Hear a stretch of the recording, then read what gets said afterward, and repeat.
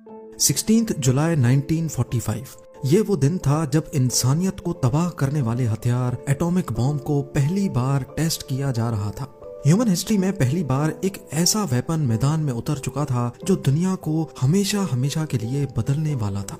इस atomic bomb को बनाने वाले फिजिसिस्ट जे रॉबर्ट ओपेनहाइमर थे और इनको जर्रा बराबर भी इल्म नहीं था कि इनका बनाया हुआ हथियार वाकई में इतना ज्यादा खौफनाक भी हो सकता है।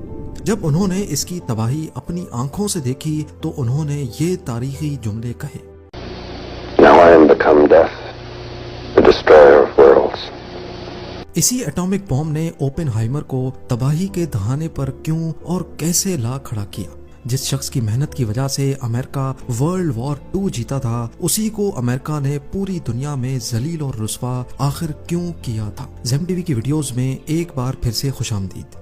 नाजरीन, ओपेनहाइमर ने अपनी जिंदगी में कारनामे तो बहुत से सर अंजाम दिए थे, लेकिन इनको इतिहास में हमेशा फादर ऑफ एटॉमिक बॉम्ब के तौर पे याद रखा जाएगा।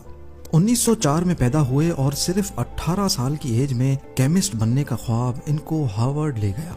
एडमिशन मिलते ही ये बीमारी की वजह से पूरा 1 साल क्लासेस ज्वाइन ना कर सके, लेकिन फिर भी 4 साल की डिग्री इन्होंने सिर्फ 3 सालों में ही कंप्लीट कर ली। केमिस्ट बनने के साथ साथ इनका फिजिक्स में भी काफी इंटरेस्ट था। हार्वर्ड से फारिग होने के बाद थ्योरेटिकल फिजिक्स पर रिसर्च के लिए जर्मनी की गॉटिंगन यूनिवर्सिटी में चले गए और सिर्फ 23 साल की एज में ये पीएचडी कंप्लीट कर चुके थे। उनकी नेचर थी कि वो किसी से ज्यादा घुलते मिलते नहीं थे, बस अपनी रिसर्च पे ही इनकी ज्यादा अटेंशन हुआ करती थी। वो वापस यूएस आए और दोबारा अपनी रिसर्च में लग गए। यहाँ तक इनका एटॉमिक बॉम्ब से दूर दूर तक कोई वास्ता नहीं था। लेकिन फिर यूरोप में हिटलर का राज शुरू हुआ और उसने चंद जर्मन साइंटिस्ट को दुनिया का सबसे पावरफुल वेपन बनाने का टास्क दिया।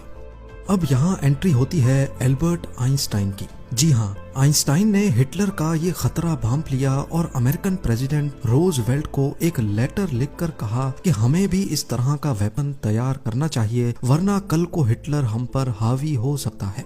आइंस्टाइन का लेटर पढ़कर अमेरिकन प्रेसिडेंट ने फौरन एक्शन लिया और यूएस मिलिट्री को ऑर्डर दिया कि एटॉमिक बॉम्ब पर रिसर्च प्रोजेक्ट शुरू कर दिया जाए।